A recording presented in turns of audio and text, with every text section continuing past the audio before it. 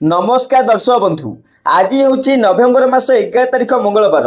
आज दिन जाकर टॉप 20 गुरुत्वपूर्ण खबर उपर आसतु नजर पकाइबा। वीडियो को शेष पर्यंत देखंतु। मात्र किछि समय मध्य जानिपारे आज दिन संपूर्ण खबर। ता पूर्व चैनल नुआ थिले चैनल को सब्सक्राइब करी रखंतु। एमिति प्रतिदिन लेटेस्ट न्यूज सर्वप्रथमे देखिबा पाई। तेबे आसंतु संपूर्ण खबर उपरे नजर पकाइबा। आजिर प्रथम खबर, ओडिशा रे खेलिब शीतलहरी 6 जिला को आईएमडी रो वार्निंग। सेपटे भारतीय पाणीपाग विभाग आईएमडी ओडिशार खोर्धा, कटक, अनुगुल, झारसुगुड़ा, कंधमाल एवं सुंदरगढ़ समेत अनेक जिला पर शीतलहरी सतर्कता जारी करिछि। आसंता 2 दिन मध्य रातिर तापमात्रा आहुरी ह्रास पाइब बोली पाणीपाग विभाग पूर्वानुमान करिछि। आईएमडी अनुसार नवेम्बर 11 एवं 12 तारिख रे उपरोक्त जिला गुड़िकर किछि अंचल शीतलहरी अनुभूत हेबार संभावना रहिछि। आसंता 2 रु 3 दिन मध्य समग्र ओडिशा रे सर्वनिम्न राति तापमात्रा 2 रु 3 डिग्री सेल्सियस ह्रास पाइबार संभावना रहिछि, जहाँ ठंड को आहुरी बढ़ाइब। सुंदरगढ़ गोटे किंबा 2टी स्थान में मध्यम धरण्ड कुहुड़ी देखा देइतिला बेले कोलाहांडी एवं झारसुगुड़ा जिले में हालुका कुहुड़ी देखा देइछि। परवर्ती खबर, केंद्र सरकारी कर्मचारी गुरुत्वपूर्ण खुशी खबर। प्राइवेट कंपनी भली रहिब सैलरी स्ट्रक्चर, कारण अष्टम वेतन कमिशन खूब शीघ्र कार्यकारी हो पारे एवं यह सहित सरकारी कर्मचारी दरमार गुरुत्वपूर्ण परिवर्तन देखा दे पारे। अर्थ मंत्रालय द्वारा जारी कर टर्म एंड रेफरेंस शर्तावली अनुसार सरकार एवं सरकारी दरमा को बेसरकारी क्षेत्र सहित समकक्ष करने को विचार करुछंती। लक्ष्य होउछि सरकारी चाकरी गुड़ी को बेसरकारी कंपनी गुड़िक परि आकर्षणीय एवं प्रतियोगितामूलक करबा। जदि सरकार ही नूतन सुपारिश गुड़ी को अनुमोदन करती तेबे कर्मचारी माने बेसरकारी कंपनी गुड़िक परि मोटा आकार दरमा पाई परिबे। दक्षता, उत्तरदायित्व एवं दायित्व उपरे विशेष गुरुत्व दियाजिब, जहाँ प्रत्येक विभागर उत्पादकता वृद्धि एवं उन्नत कार्य फलाफल सुनिश्चित करिब। हेले नूतन दरमा गठन फलाफल भित्तिक हेब। कर्मचारी मानक सेमानकर कार्य दक्षता आधार पुरस्कार एवं पदोन्नति दियाजिब। यह सरकार कार्य संस्कृति को अधिक आधुनिक एवं स्वच्छ करिब। पदोन्नति एवं दरमा वृद्धि मध्य घरोई क्षेत्र में ही आधार होता है। सर्वाधिक गुरुत्वपूर्ण कथा होउछि अष्टम वेतन कमिशन एक कार्य दक्षता भित्तिक बोनस व्यवस्था सुपारिश करिपारे। यार अर्थ होउछि प्रत्येक कर्मचारी समान दरमा वृद्धि पाइब नहीं, किंतु जो माने कठिन परिश्रम करती एवं नूतन प्रदर्शन करती सेमाने अधिक दरमा पाइबार संभावना अधिक। परवर्ती खबर, पुणी बढ़िला सुना रूपा दर। तेबे गहना किनिबा पूर्व नजर पकांतु सुना दर केते रहिछि, कारण सुना और रूपा दर सबुबले परिवर्तन होता है। आज राजधानी भुवनेश्वर में 24 कैरेट सुनार मूल्य 10 ग्राम पिछा 1,23,220 टंका रही। सेहीपरि गतकाली 22 कैरेट सुना दर 10 ग्राम पिछा 1,11,850 टंका रही बेले आज 22 कैरेट सुनार मूल्य 1,12,950 टंका को पहुंची। गतकाली 18 कैरेट सुना दर 10 ग्राम पिछा 91,520 टंका रही बेले आज 900 टंका बढ़ी 92,420 टंका होइछि। रूपा दर मध्य गोटे दिन में 200 टंका बढ़ी जाइछि। गतकाली भुवनेश्वर 1 किलोग्राम रूपा दर 1,65,000 टंका थिला बेले आज 2,000 टंका बढ़ी 1,67,000 टंका पहुंची। परवर्ती खबर, पेंशनधारी बड़ खुशी खबर, कारण पेंशन प्रक्रिया सहज है। जीवन प्रमाण पत्र पे ऑफिस जीवाको पड़िबो नहीं। वरिष्ठ नागरिक मानकु सेमानकर पेंशन पाइबा पई एक जीवन प्रमाण पत्र देवार आवश्यकता रही है। सेमानको प्रतिवर्ष संपृक्त कार्यालय प्रमाण पत्र दाखल करने को पड़ी था। वर्तमान पर्यंत जेकोसी काम पर वरिष्ठ नागरिक मानक संपृक्त कार्यालय को जीवाको पड़ुथिला। धीरे धीरे सरकार कार्य ह्रास करने गुरुत्वपूर्ण डिजिटल प्रगति करथिले, जहाँ पूर्व दिन दिन लगुला ताहा किछि मिनिट रे शेष हो जाउछि। वरिष्ठ नागरिक मानक पई पेंशन प्रक्रिया को मध्य सरल कर जाइछि। पूर्व बारंबार कार्यालय परिदर्शन करने को पड़ुथिला, किंतु एबे प्रमाण पत्र सेमानक घर पठाई पारिबे। जीवन प्रमाण आप द्वारा घर आराम रे प्रमाण पत्र दाखल करि होउछि। तेबे जानतु घर बसी लाइफ सर्टिफिकेट किपरि दाखल करिवे। देखंतु पेंशन भोगी माने निज घर बसी सेमानकर डिजिटल जीवन प्रमाण पत्र दाखल करि पारिबे। सेमानको केवल आधार फेस आईडी ऐप सहित परिचित हेबाकू पड़िबो। एही ऐप व्यवहार करी मुह प्रमाणीकरण समाप्त करिबा परि जीवन प्रमाण ऐप को जानतु।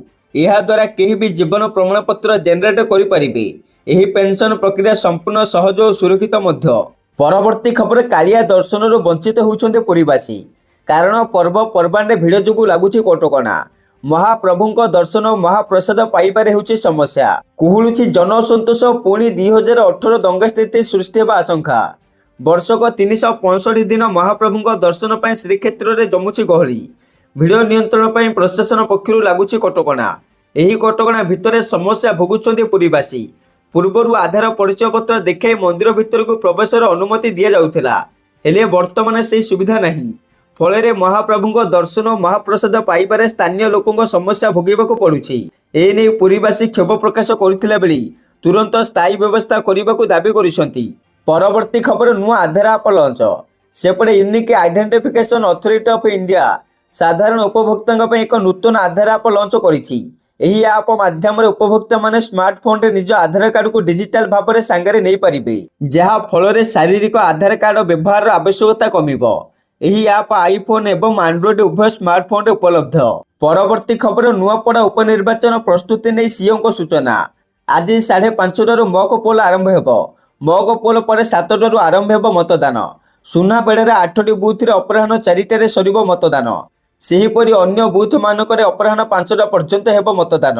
ସମୟ ସରିବା ପୂର୍ବରୁ ଯେଉଁମାନେ ଧାଡ଼ିରେ ଥିବେ ଭୋଟ ଦେଇପାରିବେ। ଆଉ ଇଭିଏମ୍ ତ୍ରୁଟି ସାମ୍ନାକୁ ଆସିଲେ ସଙ୍ଗେ ସଙ୍ଗେ ରିଜର୍ଭ ରୁମ୍କୁ ଆସିବ ବୋଲି କହିଛନ୍ତି ନିର୍ବାଚନ ଅଧିକାରୀ। ସେପଟେ ଇଭିଏମ୍ ଚୋରି ଅଭିଯୋଗର ମୁଖ୍ୟ ନିର୍ବାଚନ ଅଧିକାରୀଙ୍କ ପ୍ରେସମିଟ୍। ଅନ୍ୟ ଜିଲ୍ଲାରୁ କୌଣସି ଇଭିଏମ୍ ଆସିନଥିବା ନେଇ ସ୍ପଷ୍ଟୀକରଣ ରଖିଲେ ମୁଖ୍ୟ ନିର୍ବାଚନ ଅଧିକାରୀ। ଗତକାଲି ସନ୍ଧ୍ୟାରେ ନୂଆପଡ଼ାକୁ ବାହାରୁ କୌଣସି ମେସିନ୍ ଆସିନାହିଁ। ରାଜ୍ୟର 30 ଜିଲ୍ଲାରେ ଇଭିଏମ୍ ଷ୍ଟ୍ରଙ୍ଗ ରୁମ୍ ରହିଛି। ପ୍ରତ୍ୟେକ ଷ୍ଟ୍ରଙ୍ଗ ରୁମ୍ରେ 3 ମାସରେ ଥରେ ଲେଖାଏଁ ଯାଞ୍ଚ କରାଯାଏ। ଯାଞ୍ଚ ସମୟରେ ସମସ୍ତ ରାଜନୈତିକ ଦଳର ପ୍ରତିନିଧି ଉପସ୍ଥିତ ରୁହନ୍ତି। ଅଭିଯୋଗ ପରେ ଗଞ୍ଜାମର 2ଟି ୱେର୍ ହାଉସରେ ସିସିଟିଭି ଫୁଟେଜ ଯାଞ୍ଚ ହୋଇଛି। ଏଯାଏଁ ଇଭିଏମ୍ ବିରୋଧୀ ଗୋଟିଏ ଅଭିଯୋଗ ପ୍ରମାଣିତ ହୋଇନାହିଁ। ସମସ୍ତ ଯାଞ୍ଚର ଭିଡିଓଗ୍ରାଫି ହୋଇଥିବା ନେଇ ସୂଚନା ମିଳିଛି। ତେବେ ଗତକାଲି ବିଜେଡି ଇଭିଏମ୍ ଚୋରିର ଅଭିଯୋଗ ଆଣିଥିଲା। ପରବର୍ତ୍ତୀ ଖବର, ଭଡ଼ାଟିଆ ଉଠାଇ ପାରିବେନି ମାଲିକାନା ହକ୍ ଉପରେ ପ୍ରଶ୍ନ। କାରଣ ସୁପ୍ରିମକୋର୍ଟ ସୋମବାର ଭଡ଼ାଟିଆ ଓ ମାଲିକ ମାମଲାରେ ଐତିହାସିକ ରାୟ ଦେଇଛନ୍ତି। କୋର୍ଟ ସ୍ପଷ୍ଟ ଭାବରେ କହିଛନ୍ତି ଯେ ଭଡ଼ାଟିଆ ଯିଏ କୌଣସି ସମ୍ପତ୍ତିର ଭଡ଼ା ଦେବା ବଦଳରେ ରେଣ୍ଟ ଡିଡ୍ରେ ରହୁଛନ୍ତି, ସେ ପରେ ଘର ମାଲିକଙ୍କ ମାଲିକାନା ହକକୁ ଚ୍ୟାଲେଞ୍ଜ କରିପାରିବେ ନାହିଁ।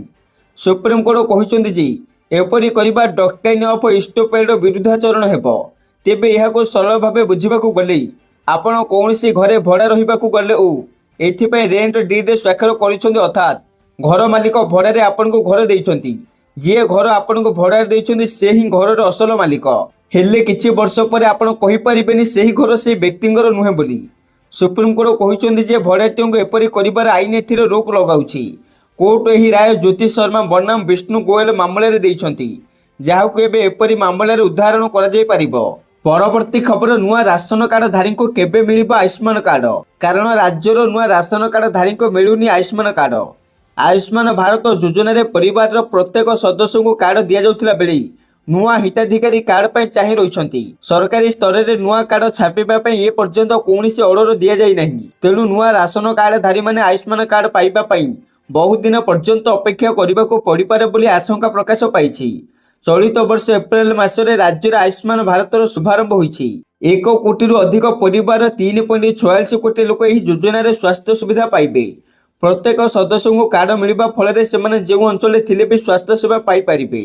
ସ୍ୱାସ୍ଥ୍ୟ ବିଭାଗରୁ ମିଳିଥିବା ସୂଚନା ଅନୁସାରେ ଆୟୁଷ୍ମାନ କାର୍ଡ ଛାପିବା ପାଇଁ ରାଜ୍ୟ ସରକାରଙ୍କ ପକ୍ଷରୁ କେନ୍ଦ୍ର ସରକାରଙ୍କ ଅନୁବନ୍ଧିତ ଏକ ସଂସ୍ଥାକୁ ଦାୟିତ୍ୱ ଦିଆଯାଇଥିଲା। ବର୍ତ୍ତମାନ ସୁଦ୍ଧା ରାଜ୍ୟରେ 2.45 କୋଟିରୁ ଅଧିକ ହିତାଧିକାରୀଙ୍କୁ ଆୟୁଷ୍ମାନ କାର୍ଡ ବଣ୍ଟା ସରିଛି। ହେଲେ କିଛି ସିଡିଏମ୍ ତାଙ୍କ ଜିଲ୍ଲାରେ ଯେତିକି ସଂଖ୍ୟକ ଆୟୁଷ୍ମାନ ଭାରତ ହିତାଧିକାରୀ ଅଛନ୍ତି, ତାହା ତୁଳନାରେ ତାଙ୍କୁ କମ୍ କାର୍ଡ ଦିଆଯାଇଥିବା ଅଭିଯୋଗ କରୁଛନ୍ତି। ଯଦିଓ ଆୟୁଷ୍ମାନ ଭାରତ ଯୋଜନାରେ ରାସନ କାର୍ଡ ଥିଲେ ଜଣେ ବ୍ୟକ୍ତି ଚିକିତ୍ସା ପାଇବାର ସୁବିଧା ରହିଛି, ମାତ୍ର ବାସ୍ତବରେ ଅନେକ ସମୟରେ ଏହାକୁ ନେଇ ଲୋକମାନେ ସମସ୍ୟାର ସମ୍ମୁଖୀନ ହେଉଛନ୍ତି। ପରବର୍ତ୍ତୀ ଖବର, ନୂଆପଡ଼ାରେ ବିଜେପି ଆଚରଣ ବିଧି ଉଲ୍ଲଂଘନ କରୁଥିବା ଅଭିଯୋଗ। ନୂଆପଡ଼ାରେ ମୁକ୍ତ ଅବାଧ ନିର୍ବାଚନ ହେଉ ବୋଲି ବିଜେଡି ସୁପ୍ରିମୋ ନବୀନ ପଟ୍ଟନାୟକ ଏନେଇ ଅପିଲ କରିଛନ୍ତି। ତେବେ ନୂଆପଡ଼ାରେ ବିଜେପି ଆଚରଣ ବିଧି ଉଲ୍ଲଂଘନ କରୁଥିବା ନେଇ ଅଭିଯୋଗ କରିଛନ୍ତି ବିରୋଧୀ ଦଳ ନେତା ନବୀନ ପଟ୍ଟନାୟକ। ବର୍ତ୍ତମାନ ନୂଆପଡ଼ାରେ ସାଇଲେନ୍ସ ପିରିୟଡ଼ ବା ନୀରବ କାଳ ଜାରି ରହିଛି। ଏହି ସମୟ ମଧ୍ୟରେ ବାହାର ଅଞ୍ଚଳ କୌଣସି ନେତା କିମ୍ବା କର୍ମୀ ନିର୍ବାଚନ ମଣ୍ଡଳୀରେ ରହିବା ଅନୁଚିତ। ହେଲେ ବିଜେପିର ବାହାର ନେତା ଏବଂ କର୍ମୀ ନୂଆପଡ଼ାରେ ଡେରା ପକାଇଥିବା ଅଭିଯୋଗ କରିଛନ୍ତି ନବୀନ। ନବୀନ ସାମାଜିକ ଗଣମାଧ୍ୟମରେ ଏକ ପୋଷ୍ଟରେ ଲେଖିଛନ୍ତି, ଏହା ସୂଚାଇ ଦେଉଛି ଯେ ଜିଲ୍ଲା ପ୍ରଶାସନ ଓ ସ୍ଥାନୀୟ ପୁଲିସ ଶାସକ ଦଳର ହାତ ବାରସି ସାଜି ନିର୍ବାଚନ ନିରପେକ୍ଷତାକୁ ଭଣ୍ଡୁର କରିବାକୁ ଉଦ୍ୟମ କରୁଛନ୍ତି। ଏହା ଗଣତନ୍ତ୍ରର ମୂଳୋଦ୍ୟାକୁ ପ୍ରଭାବିତ କରିବା ସହିତ ଲୋକଙ୍କ ବିଶ୍ୱାସକୁ ନଷ୍ଟ କରୁଛି। ଏଭଳି କାର୍ଯ୍ୟ ଯଦି ଅବୈଧ ଭାବେ ଜାରି ରହେ ତେବେ ନୂଆପଡ଼ା ଉପନିର୍ବାଚନର ବିଶ୍ୱସନୀୟତା ଉପରେ ବଡ଼ ପ୍ରଶ୍ନବାଚୀ ସୃଷ୍ଟି କରିବ। ତେଣୁ ନିର୍ବାଚନ କମିଶନ ତୁରନ୍ତ ଏ ଦିଗରେ ପଦକ୍ଷେପ ନେବାକୁ ଅପିଲ କରିଛନ୍ତି ବିଜେଡି ସଭାପତି ନବୀନ ପଟ୍ଟନାୟକ। ପରବର୍ତ୍ତୀ ଖବର, ନୂଆ ଆପ୍ ଲଞ୍ଚ କଲା ପେଟିଏମ୍। ସେପଟେ ସମସ୍ତଙ୍କ ପସନ୍ଦିତ ପେମେଣ୍ଟ କମ୍ପାନୀ ପେଟିଏମ୍ ଏହାର ମୁଖ୍ୟ ଆପ୍ରେ ଏକ ନୂତନ ସଂସ୍କରଣ ଲଞ୍ଚ କରିଛି। ଏଥିରେ ଶକ୍ତିଶାଳୀ କୃତ୍ରିମ ବୁଦ୍ଧିମତ୍ତା ଏଆଇ ଫିଚର ଗୁଡ଼ିକ ଯୋଡ଼ା ଯାଇଛି, ଯାହା ଦୈନନ୍ଦିନ ପେମେଣ୍ଟକୁ ଅତ୍ୟନ୍ତ ସହଜ, ବ୍ୟକ୍ତିଗତ ଏବଂ ସ୍ମାର୍ଟ କରିବ। 15ରୁ ଅଧିକ ନୂତନ ଫିଚର ସହିତ ସ୍ୱଚ୍ଛ ଏବଂ ବ୍ୟବହାରକାରୀ ଅନୁକୂଳ ଇଣ୍ଟରଫେସ୍ ଏବେ ଦେଶବ୍ୟାପୀ ବ୍ୟବହାରକାରୀଙ୍କ ସହିତ 12ଟି ଦେଶରେ ରହୁଥିବା ଏନ୍ଆର୍ଆଇଙ୍କ ପାଇଁ ପେମେଣ୍ଟ ଦ୍ରୁତ ଏବଂ ସୁରକ୍ଷିତ କରିଛି। ଏହି ଏଆଇ ଚାଳିତ ଆପ୍ ଆପଣଙ୍କ ଖର୍ଚ୍ଚ ଢାଞ୍ଚା ବୁଝେ, ସ୍ୱୟଂ ଚାଳିତ ଭାବରେ କାରବାରକୁ ବର୍ଗୀକୃତ କରେ ଏବଂ ବ୍ୟକ୍ତିଗତ ଅନ୍ତର୍ଦୃଷ୍ଟି ପ୍ରଦାନ କରେ। ଏହା ପରେ ପେଟିଏମ୍ ପ୍ରତିଷ୍ଠାତା ଏବଂ ସିଇଓ ବିଜୟ ଶେଖର ଶର୍ମା ଉତ୍ସାହର ସହିତ କହିଛନ୍ତି, ଆମେ ଏକ ଷ୍ଟାଇଲିଶ ଡିଜାଇନ୍, ଏଆଇ ଚାଳିତ ଅଭିଜ୍ଞତା ଏବଂ ନବ ସୃଜନ ସହିତ ନୂତନ ପେଟିଏମ୍ ଆପ୍ ଲଞ୍ଚ କରୁଛୁ, ଯାହା ଏହାକୁ ଭାରତର ସର୍ବୋତ୍ତମ ପେମେଣ୍ଟ ଆପ୍ କରିବ। ଏବେ ଆପ୍ ଆପଣଙ୍କ ଖର୍ଚ୍ଚକୁ ବୁଝିବ, ଏହାକୁ ସ୍ୱୟଂ ବ୍ୟବସ୍ଥିତ କରିବ ଏବଂ ସ୍ମାର୍ଟ ପରାମର୍ଶ ପ୍ରଦାନ କରିବ। ସେ ଆହୁରି ମଧ୍ୟ କହିଛନ୍ତି, ଆମେ ପ୍ରତ୍ୟେକ ପେମେଣ୍ଟରେ ଗୋଲ୍ଡ କଏନ୍ ମଧ୍ୟ ଦେଉଛୁ, ଯାହାକୁ ପ୍ରକୃତ ଡିଜିଟାଲ ସୁନା ପାଇଁ ରିଡିମ୍ କରାଯାଇପାରିବ, ଯାହାଦ୍ୱାରା ପ୍ରତ୍ୟେକ ପେଟିଏମ୍ ପେମେଣ୍ଟ ଏକ ସୁବର୍ଣ୍ଣ ପେମେଣ୍ଟ ହୋଇଯିବ। ପରବର୍ତ୍ତୀ ଖବର, ଅଭିଜିତ ମଜୁମଦାରଙ୍କୁ ନେଇ ଆସିଲା ବଡ଼ ଖବର। ସେପଟେ ଅଲିଉଡର ଲୋକପ୍ରିୟ ଜଣାଶୁଣା ସଙ୍ଗୀତ ନିର୍ଦ୍ଦେଶକ ତଥା ଗାୟକ ଅଭିଜିତ ମଜୁମଦାରଙ୍କୁ ନେଇ ଏକ ବଡ଼ ଖବର ସାମ୍ନାକୁ ଆସିଛି। ଧୀରେ ଧୀରେ ସୁସ୍ଥ ହେଉଛନ୍ତି ମେଲୋଡି କିଙ୍ଗ ଅଭିଜିତ ମଜୁମଦାର, କାରଣ ଆଜି ତାଙ୍କୁ ଭେଣ୍ଟିଲେଟରରୁ ବାହାର କରି ମେଡିସିନ ୱାର୍ଡକୁ ସ୍ଥାନାନ୍ତରିତ କରାଯାଇଛି। ଏନେଇ ଏମ୍ସ ପକ୍ଷରୁ ସୂଚନା ଦିଆଯାଇଛି।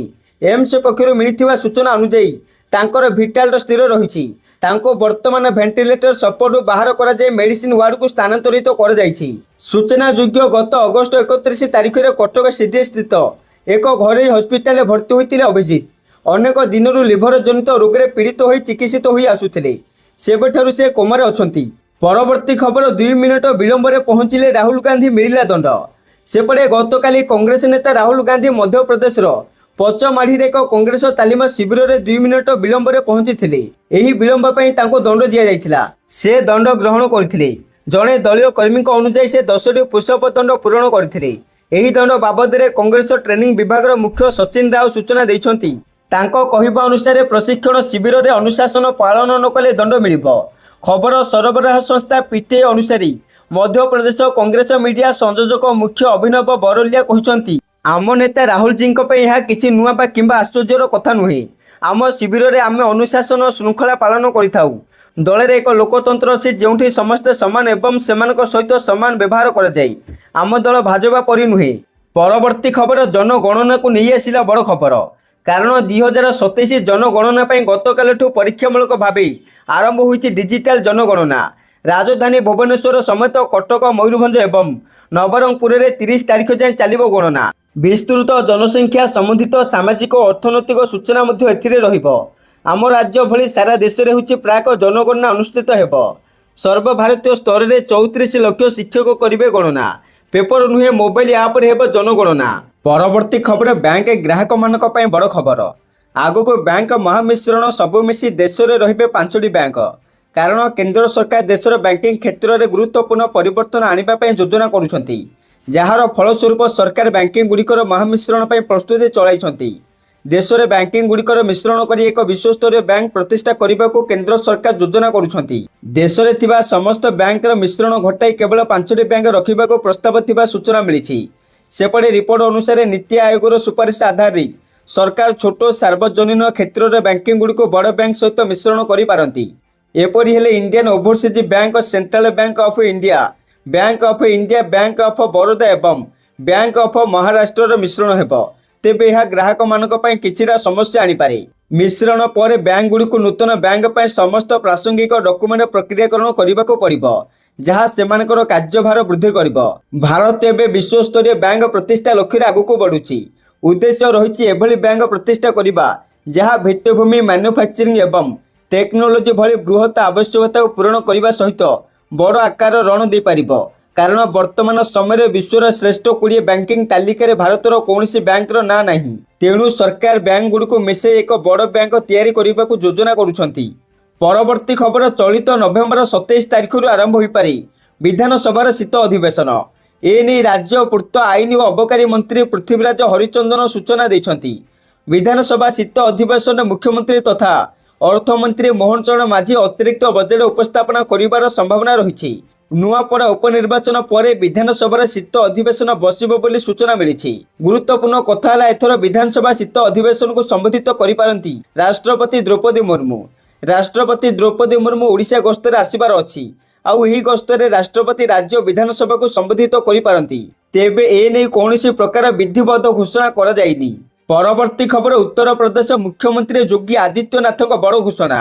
राज्यर स्कूल गुड़िकर वंदे मातरम बाध्यतामूलक कराजिबो बोली घोषणा करिसेंती मुख्यमंत्री। गोरखपुर एक कार्यक्रम समय मुख्यमंत्री घोषणा करिसेंती जे राज्यर प्रत्येक स्कूल वंदे मातरम बाध्यतामूलक कराजिबो।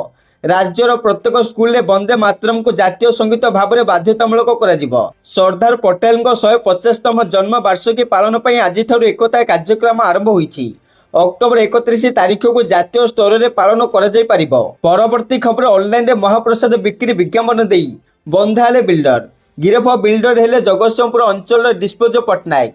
तांको भुवनेश्वर रसुलगढ़ गिरफ करिछि साइबर पुलिस। श्रीप्रसाद.org नामक वेबसाइट रे ऑनलाइन महाप्रसाद ऑर्डर नहीं दिया जाउथिला विज्ञापन। श्रीमंदिर सुरक्षा प्रशासन एने सिंहदरा थाना रे इतला देइथिले। वेबसाइट रे दिया जाइथिबा मोबाइल नंबर वेबसाइट रे एभली कार्यकलाप मंदिरर प्रतिछवि एवं पवित्रता को बाधा देवा सहित भक्तों धार्मिक भावना को करिथिला आघात। गिरफ व्यक्ति विरुद्ध रे विभिन्न धारा रे मामला रुजु करा जाइछि। सेपटे जे कोनोसी व्यक्ति विशेष ऑनलाइन रे महाप्रसाद बिक्री करिबा घटना नजर को आसिली सेमानक विरुद्ध रे दृढ़ कार्यानुष्ठान नियाजिबो बोली एसपी प्रतीक सिंह कहते। परवर्ती खबर चाकरी छाड़ा पर बंद हो पीएफ अकाउंट केउ पर्यंत आपण को मिले सुध जानतु नियम। कर्मचारी प्रोविडेंट फंड संगठन एक सरकारी सामाजिक सुरक्षा संगठन संगठित क्षेत्र कर्मचारी भविष्य निधि पांठि एवं पेंशन योजना परिचालना करे। ईपीएफओ चाकरी समय एवं अवसर पर ईपीएफ अकाउंट रु टंका उठाण संपर्क में किछि नियम संशोधन करिछि। नुआ नियम अनुसार चाकरी हराइबा किंबा बेकार हेबा परे पीएफ अकाउंट रु 75% जमा टंका उठाई परिबे किंतु 25% टंका तुरंत उठाई परिबे नाही। एथिपाई गोटे वर्ष अपेक्षा करबाकू पड़िबो। हेले लोकंको मनरे गोटे प्रश्न रहिछि जे चाकरी हराइबा परे ईपीएफओ अकाउंट बंद होई जाय कि एवं जमा उपरे कोनोसी सुध मिले नाही कि। नियम कोन जानतु। चाकरी छाड़िबा परे मध्य सदस्यता जारी रहे। ईपीएफ नियम अनुसार आपण सदस्य हेबा परे आपणकर सदस्यतार मियाद शेष हुए नहीं। एहार अर्थ होछि जे आपण चाकरी छाड़िबा परे मध्य आपणकर ईपीएफ सदस्यता जारी रहे। एहा आपण आपणकर संपूर्ण पीएफ राशि उठाइबा पर्यंत जारी रहे। परवर्ती खबर अछि आधार एटीएम कोन पर्स सजिगले भी टिप चिन्ह देई उठाई परिबे टंका। एही परि काम करे। जीवन रे एपरि समय आसे जेतेबेले आमे फसी जांती बोली अनुभव करंती। कल्पना करतु आपण कोनोसी गुरुत्वपूर्ण काम रे बाहर को जाइछंती एवं हठात आपणकर पर्स किंबा वॉलेट हजि जाइछि। नगद एवं डेबिट एवं क्रेडिट कार्ड चली जाए। एपरि परिस्थिति रे टंका उधार नेबा किंबा बैंक रे पहुंचबा कष्टकर होई पड़े। हेले एबे प्रयुक्ति विद्या एही समस्या रे एक चमत्कार समाधान जोगाई देइछि। एबे जदि आपण घरे आपणकर वॉलेट छाडी दियंती किंबा हजाई दियंती